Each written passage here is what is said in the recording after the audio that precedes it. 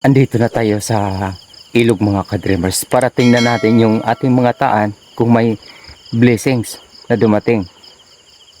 Alas 5 na po ng umaga at kitang kita na natin yung kapal ng hamog dyan sa ibabaw ng mga kabundukan. Unahin natin yung nasa paanan ng ilog na ito, saka tayo gagayak papunta sa bukid para tingnan isa-isa yung ating mga taan. Let's go! So dito na tayo sa unang taan natin. Walang sinyalis mga ka-dreamers na may huli. Pero iangat pa rin natin sakaling mayroong nagpapahinga dyan.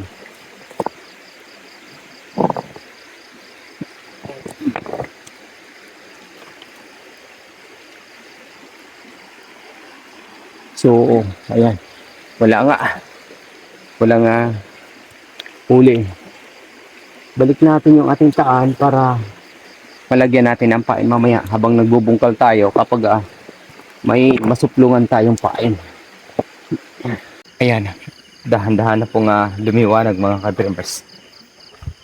Titingnan natin yung pangalawang taan natin. Walang kumain sa ating pain. So, balik pa rin natin uli yung ating mga bato na inilagay para balikan natin yan mamaya. Medyo liwanag na. Pwede natin lapitan. So ayan mga ka-dreamers, nandito pa yung ating pain. Ibig sabihin wala nagawing isda dito kagabi.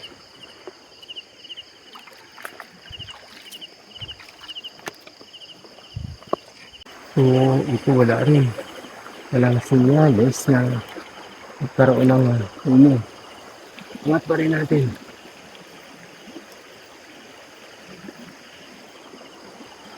So yan, lumitaw na yung pain mga ka-dreamers. Wala pong huli dito.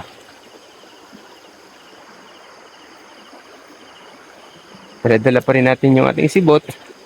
Ayan. Thank you Lord. Ayan mga ka-dreamers, yamang natingnan na po natin yung 5 taan natin dito. Ngunit walang blessings. Ika nga. Ngayon, dadako naman tayo sa bukid. Meron pa tayong mga taan doon na titingnan pa rin natin habang sumasalubong yung liwanag. Salamat sa Diyos kahit pa paano nagising tayo ng mas maaga. Kasi ito nga yung plano natin. Kailangan papawis tayo mamaya, magsasarol para sa ating luya farm plantation. Lino ng tubig. Sarap magtampisaw. Pagkatapos nito mamaya, uwi lang ako sa bahay tapos magtampisaw na tayo dito. Talangoy tayo dyan mamaya sa aming munting paliguan. Yun sa aming bakuran lang mismo. Nagawa na ako ng labahan dyan. Nagkamada ako ng mga malalaking bato. Tapos pwede na habang naglalaba. Kumakaway-kaway yung mga paa sa ilog. Ayan, medyo madulas nga. Sunod-sunod yung blessings natin. Halos 7 araw na talagang hindi tayo nasisero. Ngayon, sa pagkakataong ito, dahil sa malinaw na po talaga yung tubig, hindi po tayo sigurado kung may biyaya po tayong masasalubong. So, ito na yung ibang pain natin. Yan, yung taan natin. Ito, wala pong sinyalis na may nahuli. Isa na lang. Dito sa bakuran lang po to. Meron pa tayo dun sa bandang bukid pa. Yan yung isang taan natin. Tapos ito naman yung kinamada kong bato mga ka-dreamers. Ayan, kung mapapansin ninyo, hanggang tuhod yung tubig dyan. Lagpas tuhod pa. Yan, habang naglalaba po tayo. Yan. So nilagyan na rin natin ng taan dito dahil sa marami naman po talagang isda dito. Ngayon gagayak pa tayo. Paakyat. Meron pa tayo doon.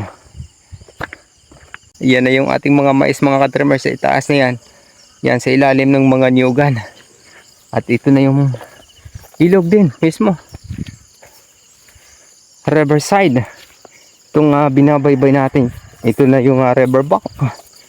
Pero pupunlaan din po natin ito ng mga tanglad yung plano namin para mapigilan yung lupa na hindi magkaroon ng erosion.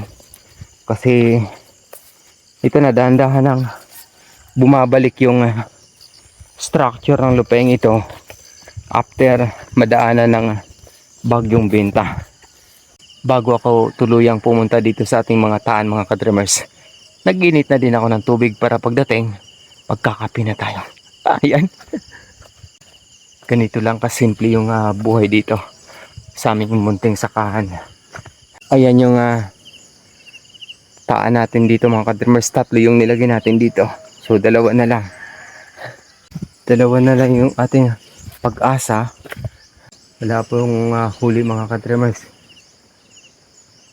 Yan. Ito yung isang taan natin. Medyo mababaw lang siya. Kasi wala tayong mapaglagakan. Ito na lang. Last. Tanga. Oo. Sobrang linaw ng tubig. Kung mapapansin ninyo. Yan. Sobrang linaw ng tubig mga ka-dreamers. Walang kumain sa ating taan ngayon. Angat pa rin natin.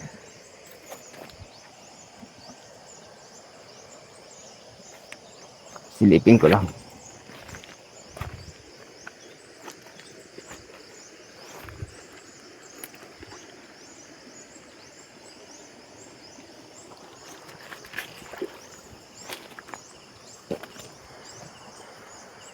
So, ayan mga ka-dreamers. Sa pagkakataong ito ay wala po tayong nahuhuling isda sa ating mga taan. Salamat pa rin. Kahit pa paano ay biniyayaan tayo ng magandang gising, bagong hininga, ika nga sa pang-araw-araw. Kaya kung baguhan ka pa sa aking YouTube channel, Dreams Visions TV, maaari niyo po akong tulungan sa pamamagitan ng inyong pag-follow at pag-subscribe. At sa hinaharap sa aking mga pangiting panaginip ayon sa Biblia, mga tanda at kababalaghan bago ang dakilang araw ng Panginoong Hesukristo.